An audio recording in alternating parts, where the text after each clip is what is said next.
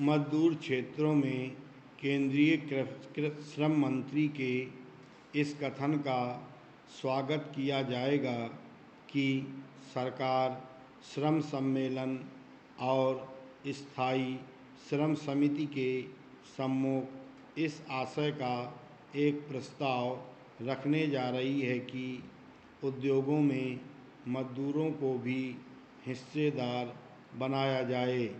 भारत एक लोकतांत्रिक समाजवादी देश है। वह समानता और शोषण से मुक्ति के सिद्धांत में विश्वास करता है।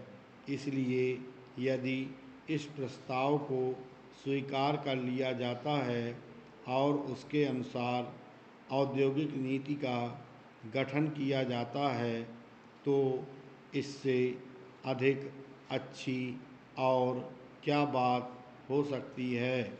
जहाँ तक औद्योगिक प्रबंध में मजदूरों के भाग की बात है, सन 1947 में सरकार ने यह कानून बनाया था कि जिन कारखानों में आवश्यक समझा जाए वहाँ श्रम समितियाँ बनाई जाएं।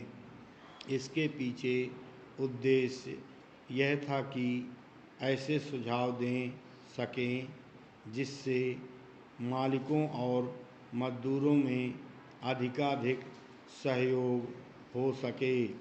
उनको कोई विशेष लाभ नहीं हुआ और यही कारण था कि उसके 10 साल बाद एक त्रिपक्षीय वार्ता एवं अध्ययन के बाद मालिक मजदूरों द्वारा संयुक्त प्रबंध समितियों के निर्माण का विचार रखा गया। राज्य और केंद्र की सरकार द्वारा इस विचार के प्रचार के बावजूद यह विचार जड़ नहीं पकड़ पाया। यद्यपि उनका कार्यक्षेत्र निर्धारित कर दिया गया था, किंतु राष्ट्रीय श्रम आयोग इस परिणाम पर पहुंचा कि जहां ये समितियां कायम की गईं वहां उद्देश्य पूर्ति में कोई सफलता नहीं मिली। स्वयं श्रम मंत्री ने यह प्रकट किया कि केवल 35 सरकारी उद्योगों में इस प्रकार की संयुक्त प्रबंध समितियां कायम हो सकीं और उनका काम बहुत निराशाजनक रहा। औद्योगिक लोकतंत्र की दिशा में वह एक कदम था, परंतु वह आगे न बढ़ सका।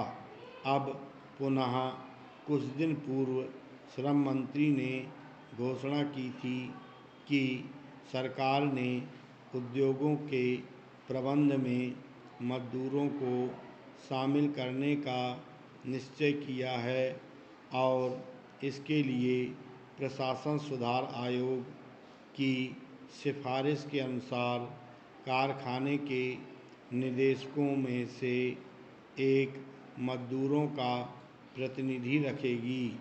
अब उन्होंने श्रम मंत्रालय के बजट अनुदान पर हुई बहस का जवाब देते हुए न केवल यह बात दोहराई है, अपितु यह संकेत भी दिया है कि उद्योगों में मजदूरों की हिस्सेदारी की योजना भी सरकार के दिमाग में है। कहना न होगा कि यदि यह योजना कार्यान्वित कर दी गई तो प्रबंध और मिल्कियत दोनों में मजदूरों की साझेदारी होने से औद्योगिक क्षेत्र में एक क्रांतिकारी युग का श्री गणेश हो जाएगा। निजी क्षेत्र के उद्योग इस योजना का स्वागत नहीं कर सकते हैं क्योंकि इससे उनके मालिकों के लाभ को चोट पहुंच